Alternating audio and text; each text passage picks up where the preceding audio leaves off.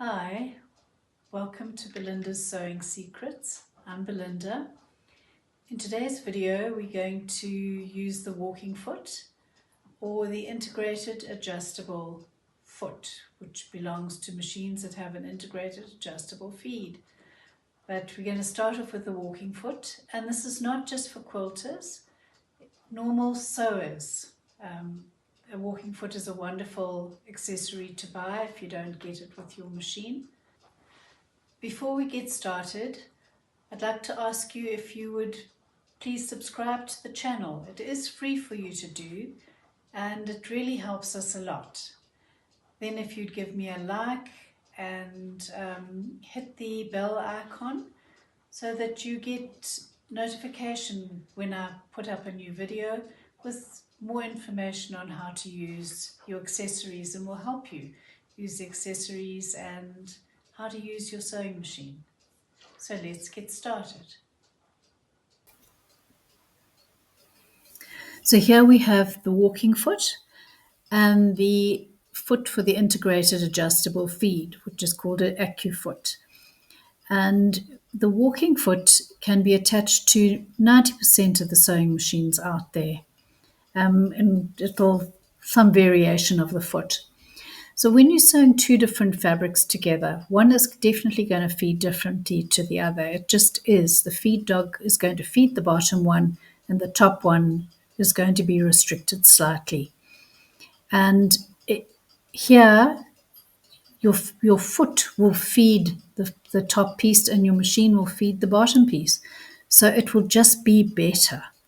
So as a sewer or as a quilter, and I love both. So for me, the walking foot is the best thing. During lockdown, I made some placemats with all the fabric I had lying around, and I would not have been able to get the back as good as the front because without a walking foot, because the bottom would have been slightly puckered or even very puckered. And here it's nice and smooth, just needs an iron. So the first thing we're going to do is put the walking foot onto the machine. So to screw it onto the machine, you need to make sure that you can reach the needle screw, because the little arm is going to rest on top of the needle screw. And then you're going to just attach the foot, and you're going to make sure that everything is firm. So your needle screw you will tighten with a screwdriver, and if you can tighten the foot screw with a screwdriver, do that too, because it's actually doing a lot of work. It's not just behaving like your normal sewing foot, because it's clamping the fabric and shifting it.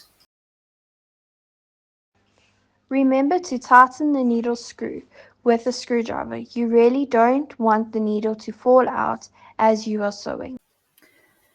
The arm rests on the needle, so it comes down with the needle and pushes the feed up against the feed of the sewing machine, so they feed together. And as the needle goes up, the feed from the foot lifts, and then as the needle comes down, it clamps the fabric and shifts it forward. So that's why it feeds so much better than just a normal sewing foot. Your feed will operate, it just holds the fabric together and shifts it forward, which is great. The little gap there on the top right hand side is for a sewing guide. So if you're doing parallel sewing, it will help you guide the rows straight. And then you can remove the guide, obviously, when you don't need it. But the walking foot, the whole mechanism is clamping the fabric and shifting it together as if it's pinned. So now with the fabric in, you're going to see that it's going to feed, and you'll see the little sort of arms on the foot, top of the foot, start to lift, and where the arrow is, and it feeds, clamps and feeds as you go. And there you've got some layers of batting and fabric on the top. And when we turn it over, you're going to see that it's going to be smooth on the top and smooth underneath. So you don't have that all gather up that you can get very easily with a normal sewing foot. So again, for quilting and for normal sewing. So here we got some fabric with stripes. And if you think about it, when you're sewing striped fabric, it's hard to get the stripes to match for a long strip. You sew about 2 centimeters and it already starts to be out slightly. And it looks awful when stripes don't match. It really does. So here you'll find, because the fabric's been clamped and moved together in one, it's just your stripes are going to match. You don't sew fast. You just take it easy, and it will make life so much easier to use a walking foot. And if you're doing curtains, you're going to sew a couple of meters of stripes or matching a floral pattern. The walking foot makes life so much easier. And you'll see when you finished, your fabric hasn't shifted. And often you had two identical length pieces of fabric. You sew them together, and either the bottom one is fractionally longer or the top one is fractionally longer. Very annoying. And walking foot will eliminate all of that. So you see how nicely your stripes match. You turn that inside out and you can see the whole piece, and the stripes match all the way through, which is brilliant. Really great. So if you think about it, normal sewing, anything except buttonholes you can really do with a walking foot or the AccuFeed foot. So now with your AccuFeed foot, you have an adjustment on the side of the sewing machine, and it will eliminate the top from gathering or the bottom from gathering. So it clips into the mechanism of the sewing machine. So it's not resting on the needle screw, it's actually clipped in to that whole mechanism. So it's not going to put any strain on your needle screw. So you see here on the side of the machine, you've got a plus and a minus and a 0. So you'd obviously test it on 0 first and see if you need to plus it if it's gathering on the top, or minus it if it's gathering from the bottom.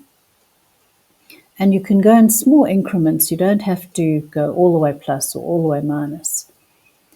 So right now we're going to test sew, and it's going to be polar fleece with lining. And it's on 0, and we'll have a look and see what it's like. So it'll probably be quite decent because we're using the right foot. And then we can tweak it from there. So again, you're not going to sew too fast. Just going to cruise along nicely and see how it looks. And please test sew on what you're going to make your end product with. No point in testing cotton and cotton if you're going to sew leather and nylon. It just doesn't work. That's not too bad. In fact, it's pretty good. I will minus it fractionally because the back has just gathered fractionally, but honestly, that's very good. So, yep. So let's go and minus it fractionally. Just sort of one click down, and you see the markings are there. So just one click down and go back, and I'll do another seam. And we'll see that it's going to be very good, I think. So here I'm going to make something with the lining and the polar fleece, and I'm going to do parallel lines on it, and that's why I'm being a little bit pernickety, but it's going to be very nice. So AquaFeed foot, or integrated adjustable feed foot, Or if you don't have that, your walking foot would be good. That first row of stitching would be what you get with your walking foot, which is very good. Nothing wrong with that. Very good. So can you see the value of a walking foot? I leave my walking foot on for 90% of the sewing I do. It's just why take it off. It just works so well with everything. The AccuFeet comes in a narrower foot as well and a zipper foot. So if you're doing a quilted bag, you can put the zip in, which is really nice. And the narrow one for sewing on binding, very nice. It feeds beautifully and gives you a nice professional look. So very, very nice. So nice options with a quilting machine. And as I said, you don't have to be a quilter to buy a quilting machine. The walking foot option is great for normal sewing. Now you see these two walking feet. The one's got that like a shape of a C, and the other's got the arm that rests on the needle screw. The C thing just goes around that needle screw housing, and the arm that I'm lifting up and down there rests on top of it, but they operate the same. It operates with the needle going into the fabric and coming back out again. It clamps when it goes in, and it lifts, unclamps when the needle's up. So that's your walking foot, which is probably one of the best accessories you can buy if it doesn't come with your machine.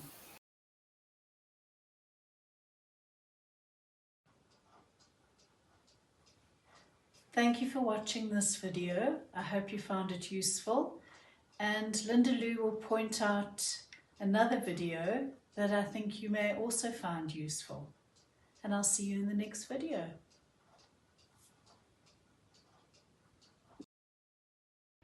If you found this video helpful, please give it a like, share it with a friend who also loves sewing, and subscribe to my channel.